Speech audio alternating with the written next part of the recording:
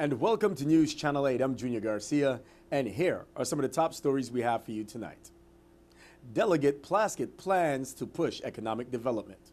Hovenza's parent companies suing the Virgin Islands for $27 million. And we take a look at this year's Calypso winner. These stories and more up next on News Channel 8.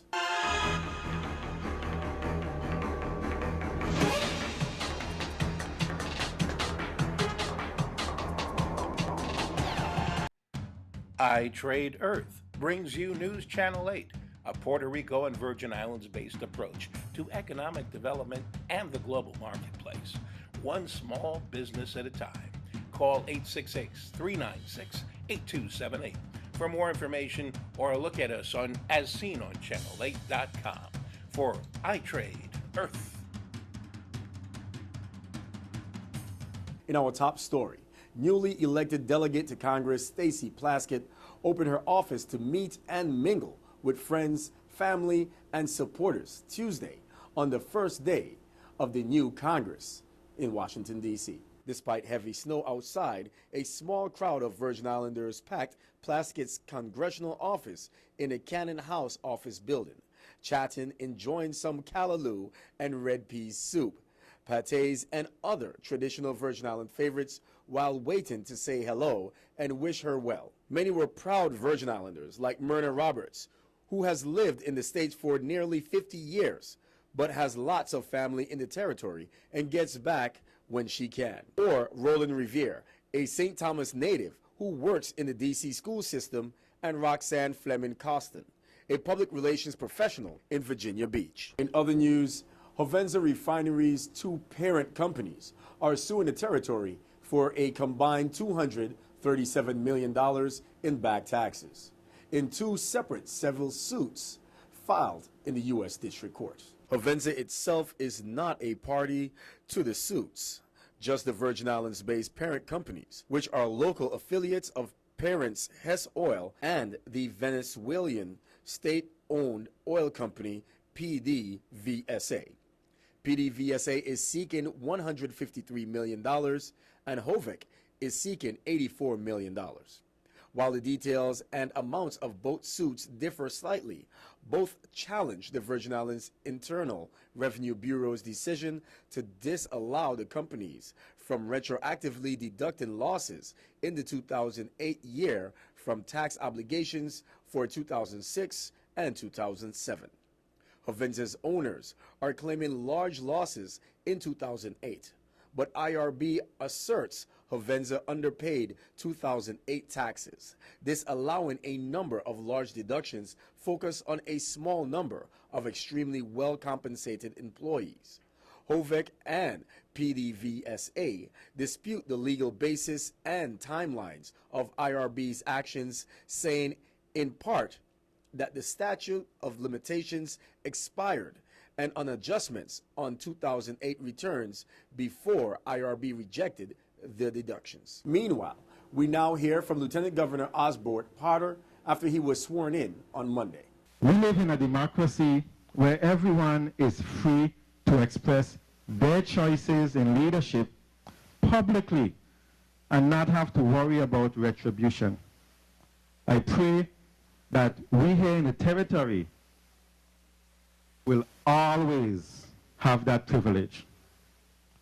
I continue to ask for your prayers and your support and patience as we face the long, tough journey ahead. Again, all I can say is thank you for your continued support. You're going to see me up and down the place. People ask me, so what am I going to call you now? I say, you can really call me anything. I just want to understand what I can do to help, what I can do to make a difference in all of our lives. I am not going to be caught up if you call me Lieutenant Governor, LT, Potter, Osborne. You know, as long as we communicate and you feel that, and Sweetback. As long as we communicate and you share your thoughts and ideas with me, that I can also share them with the governor-elect, and we can together as one strong, solid Virgin Islands, do all the things that are necessary in order to strengthen our bonds, in order to strengthen the community, and in order to make things progress.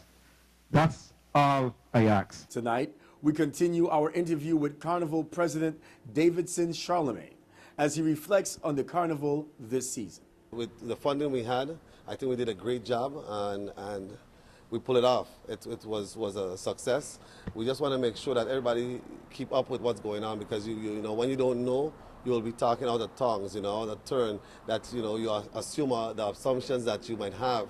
And if you do, you know, if you see me, you ask, I will explain, because, you know, I hear different stuff out in the runs, you know, why we close at 2 o'clock, why we close. We had a couple nights we went through that went till 3:30, 3:45, but again, the police department is who's in charge. And I really respect them, you know, because safety is the first priority, and the village, you know, we make sure that people come there to have fun as a family-oriented event, and it just happened that way. We want to look forward to next year. Next year is going to be better. We have a new administration. We are now working with them, and definitely the promises with giving us our right funding is there. They are, you know, they're going to make sure that we're funded properly, and we're going to be given our fair shake. We shouldn't be out there actually begging or pleading with the government to give what's expected. So again, like I said, we did well. Our committee members, they all, I mean, did an extreme job. Jamal Drummond, Mr. Bradley Christian, Ms. Clemma Lewis, and it goes on, and all the subcommittees. We have a new guy on the parade. I know the parade, the children's parade, I got questions about that, that it had a couple gaps. The gaps, again, the parade started on time, 10 o'clock. And again, the people, like the parents and the troop leaders, you know, 10 o'clock is 10 o'clock. The parade is going to start on time. If you're not there, it's going to start without you. You're going to have to catch up to the parade. And that's what happened on Children's Parade Day. If you see some of the numbers coming late in the back, is because those people are the ones that came late to the parade. We're not going to hold the parade up for you. And the parade finished about 5 o'clock. And some people was wondering why the parade finished that time. Why did it finish at least 2:30, 3 o'clock? Because some people tend to come on the parade route at 2 and 3 o'clock in the afternoon. That's a no-no. We are starting on time. So again, like I said, just stuff to clear up the air so people can understand what was going on behind the scenes. You know, we have a new guy in, Casey. Casey is the one who's now trying to work with the parades. He's a young guy. I applaud him because he stepped up. You know, he's not one of those on the side that, you know, will critic or will fuss and will be out there making noise. But he's taking part. He's showing. He's putting his effort to make a change, make a difference. So I want to thank Casey, the board members. Again, I want to thank them for the support, for us, you know, working together and making it happen. Melanie, thank you again. She's been out there every night in the village. Like I said, this is not easy, you know, and these are people that volunteer the time, and we have to appreciate that. And I want to say thank you. It's a new year. We are accustomed, again, I always complain. Sometimes we don't even know what we're complaining for because it sounds good. But, you know, you have to support yours. This is ours. And our job is to make sure that we can make a difference. You know, like I want to say, Mr. Abramson saw me the other day for the guy who used to run the voting system, election system. And, you know, he said, Charlemagne, this is something that we have seen the growth of it. And we definitely want to make sure that that's what it leads to. The growth, this is not to benefit me or anybody, but benefit the Virgin Islands as a whole. You know, Carnival have taken off in St. Croix. The party monarch, Alvin Burke, he did a great job. This guy works really hard. I'm really impressed with his work, and the monarch show have been, the party monarch have actually taken to a point that is have take off fully. You know, we have new events. We have the Girl Power. The Girl Power is a success in the village. We want to say definitely you're going to see more of it, and it's going to be now one of your featured events. You have your local art and you have your international artists. So again, support Carnival, look forward to new stuff, better stuff, and I know with a new administration we're definitely going to have good stuff coming, because now we have our crucial governor that's now supporting us to make sure that we get the right funding, and we want to say hopefully, and again, we're going to work together, and it seems like it's going to be a good year. Stay with us. We have more news right after these words from our sponsors. This is News Channel 8.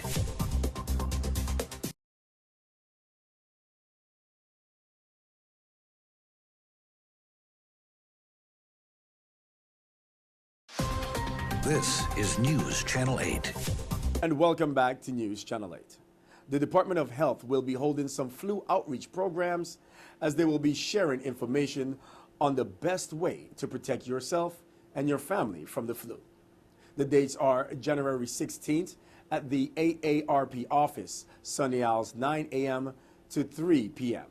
January 23rd at the Sunshine Mall at 9 a.m. to 3 p.m. And January 30th at the Cannegator Ballpark at 9 a.m. to 3 p.m. Last week, the mighty King Spade defended his crown as he won back-to-back Calypso crowns. 50 years ago, you built your refinery, and we treated you like we family. There used to be a sense of camaraderie, but nowadays you only threatening. Just because we question the sale condition between you and that bogus corporation, cause we try to find out what's really going on. You're threatening to shut the whole place down. Well, if you want to go, stop, pack your things and go. Virgin Islands people will survive. If you want, we beg you, none tall go so. I believe that we will stay alive. Think about the many years we served you. Think about the sacrifices that we made. If you pack up everything you have and go, don't believe that we gonna drop them dead, because we're survivors, both survivors, and you will never ever make us bad. Sing the song, people.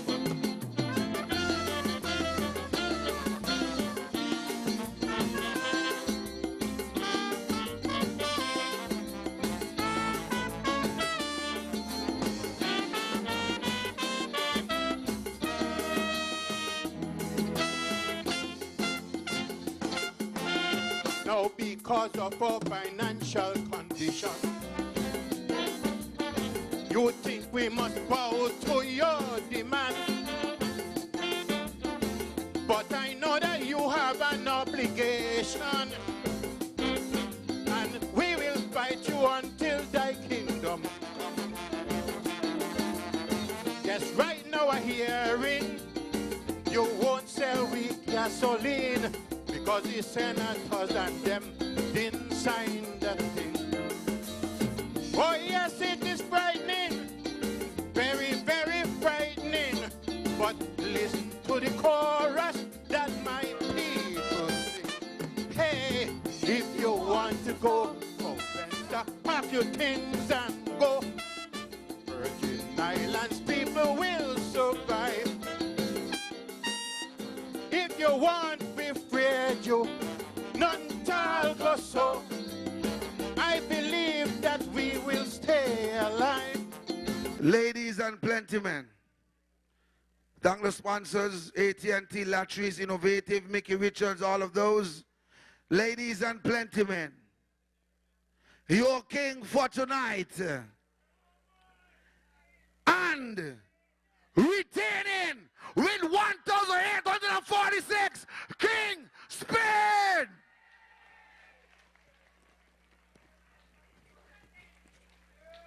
Stay tuned. We have more on your Sports 411 update next. This newscast has been sponsored by Mario's Virgin Crystal. Let us save you the hassle of lugging those jugs around. Purified bottled water conveniently delivered to your home or office. Also available in your favorite grocery store. Call 773-2810. This is News Channel 8.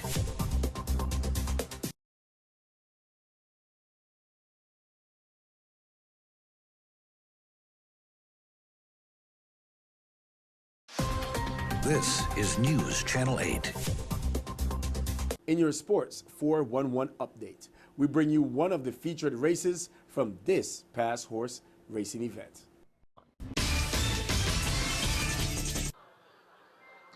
Gate bus and they're running. Thundercat was off to a challenging start. Nick off to good beginnings. Drinks on Me is currently running in second position. Angles out as they head down the lane. So as they pass the wire for the first time when it means nothing, Nick is your leader. Drinks on Me is right there on the hip. Then you can find Indies Jam and Thundercat running approximately 6 off of your leaders. They ran the opening quarter in 23-3. That is Nick leading the way by 2 on Drinks on Me. It's a gap of approximately 8 where you can find Thundercat and Indies Gem.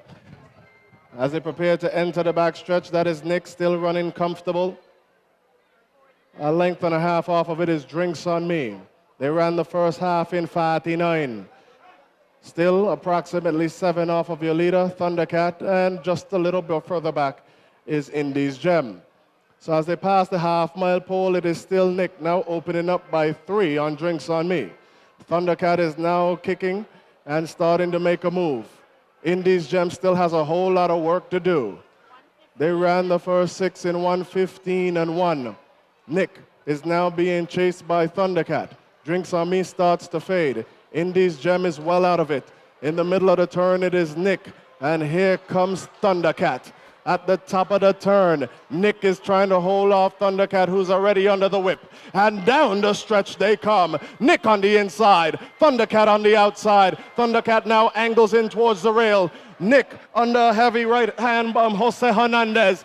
Nick with a 16 to go is going to get there first. They're going to have to settle for mustard because they're not going to catch up to Nick. Winning by 3. Second, Thundercat. Third, Drinks on Me. Fourth, Indies Gem. The winner, of course, for the third part of the Triple Crown, the native Triple Crown, is Nick. Big man, tell us what was the work ethic for Nick. We know she ran last race day, and she ran against speed, and it was a close race.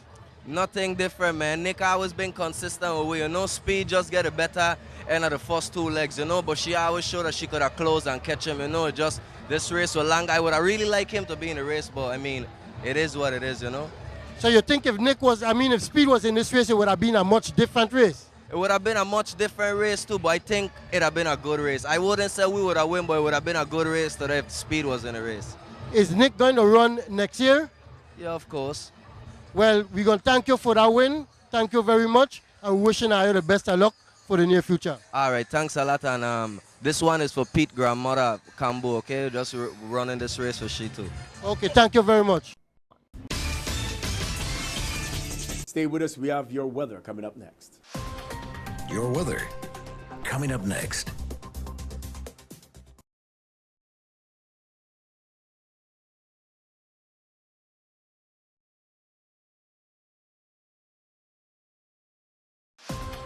Your weather.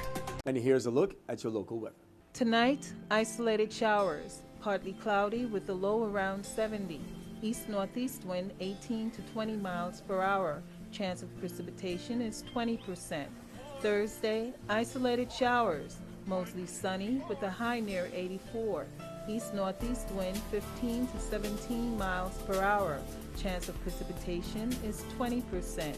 On Thursday night, scattered showers, mostly cloudy with a low around 72. East-northeast wind around 18 miles per hour.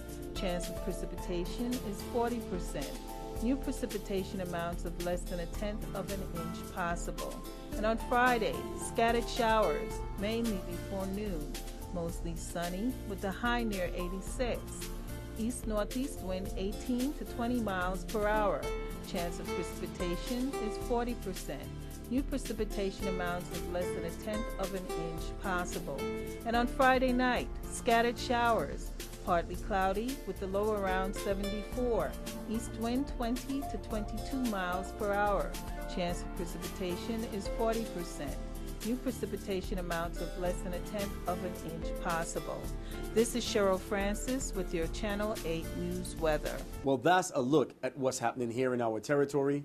And on the behalf of the staff here at WSVI-TV and News Channel 8, we want to say stay safe. I'm Junior Garcia, and World News is up next. Good night, Virgin Islands. I Trade Earth brings you News Channel 8, a Puerto Rico and Virgin Islands-based approach to economic development and the global marketplace, one small business at a time. Call 866-396-8278 for more information or look at us on AsSeenOnChannel8.com for I Trade Earth.